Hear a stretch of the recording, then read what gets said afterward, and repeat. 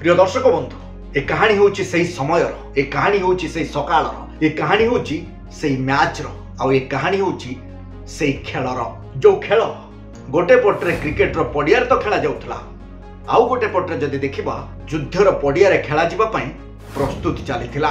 भारत पाकिस्तान भितर खेला जाउथबा ए मैच गोटे मैच तो नथिला, लागुथुला जेमिति पडियारे गोटे युद्ध होबाकू जाउछि। सबुथर भलिया ए मैच नामक युद्ध को आरंभ करिथिला पाकिस्तान। आउ ए मैच रे किछि एमिति घटना घटिथिला जो घटना को ना भारत भूली पारिबो ना भूली पारिबो पाकिस्तान। आसंतु देखिबा क्रिकेट दुनिया रो ए रहस्य रोमांचकर कहानी। मु चंदन सेनापति आपण मान को स्वागत जणाउछि मोर स्पेशल वीडियो रे।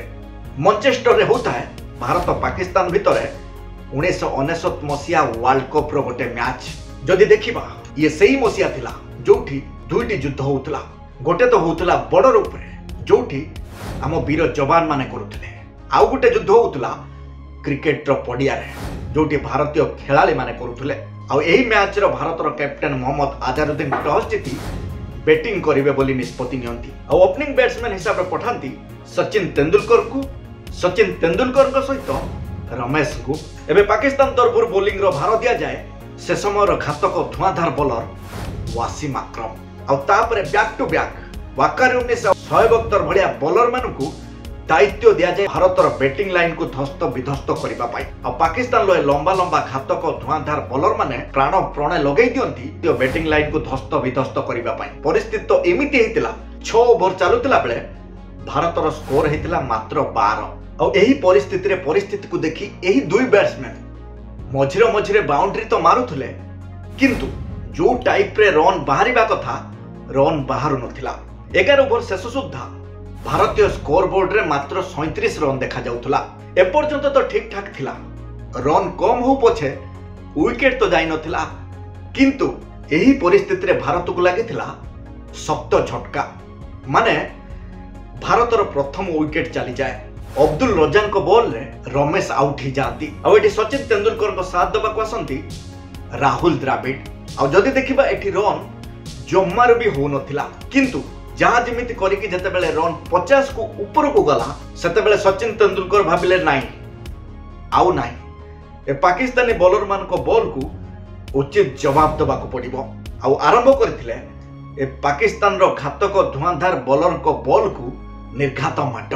प्रिय दर्शक बंधु एठी आपण मान को जणै देबा को चाहूची भारतीय दर्शक मान को भितरे जो निराश रो छाया थिला सचिन तेंदुलकर को ए निर्घात माट रे खुशी रो माहौल को कन्वर्ट हो जाइथिला। सचिन तेंदुलकर को ए जबरदस्त परफॉर्मेंस द्वारा 21 ओवर शेष सुद्धा भारत पहुंची जाइथिला 95 रन रे।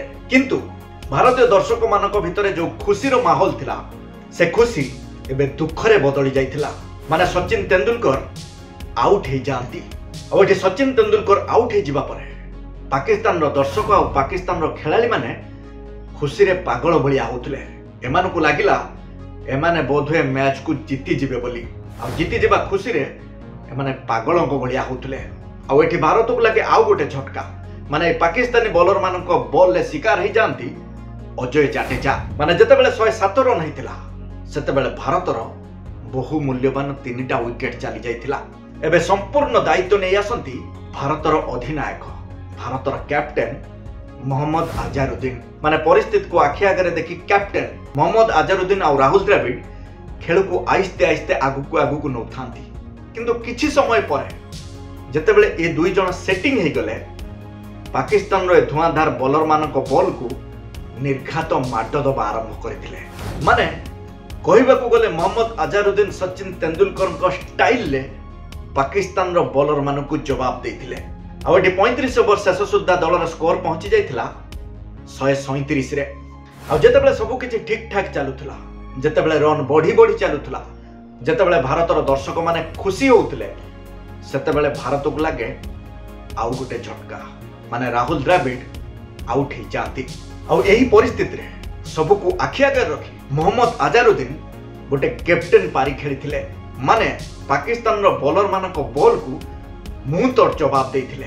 आ शेष पर्यंत रही पूरा 50 ओवर खेली 227 रन रो गोटे आखि दुर्सिया टार्गेट देथिले पाकिस्तान को।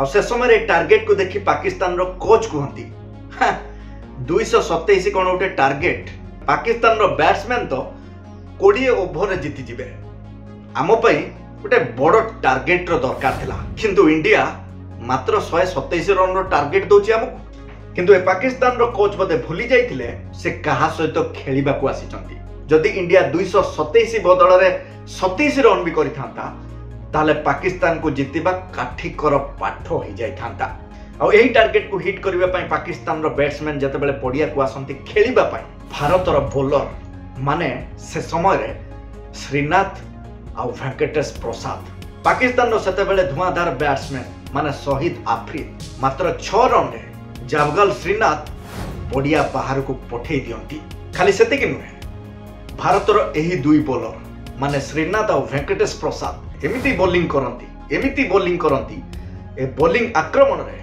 पाकिस्तान रो बैट्समैन माने कांदी कांदी पडिया रो बाहर को जाइथिले। प्रिय दर्शक बंधु 46 ओवर आसु आसु जो पाकिस्तान रो कोच लंबा चौड़ा भाषण मारुथला एबे पाकिस्तान रो ड्रेसिंग रूम रे मुंड तळुकु करके बसिथिला।